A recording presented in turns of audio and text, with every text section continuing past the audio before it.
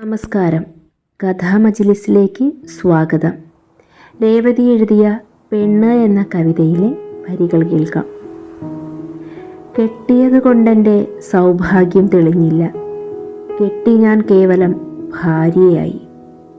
പെറ്റതുകൊണ്ടു ഞാൻ മാതൃത്വം പേറി പൂർണ്ണയായില്ല, പെറ്റു ഞാൻ കേവലം അമ്മയായി. പെണ്ണായതുകൊണ്ട് ഞാൻ നിലവിളക്കായി ഉമ്മറത്ത് ചാരുകസേരയിൽ അമർന്നില്ല, പെണ്ണായി കേവലം ഞാൻ അരുതുകളിൽ തടഞ്ഞു വീണു.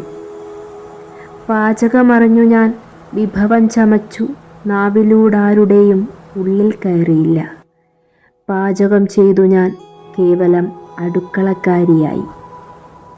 എനിക്ക് മോഹിപ്പിക്കുന്ന പൊള്ളവാക്കുകളുടെ അലങ്കാരങ്ങളൊന്നും വേണ്ട, കേവലം മനുഷ്യനെന്നൊരൊറ്റ പേരു മതി.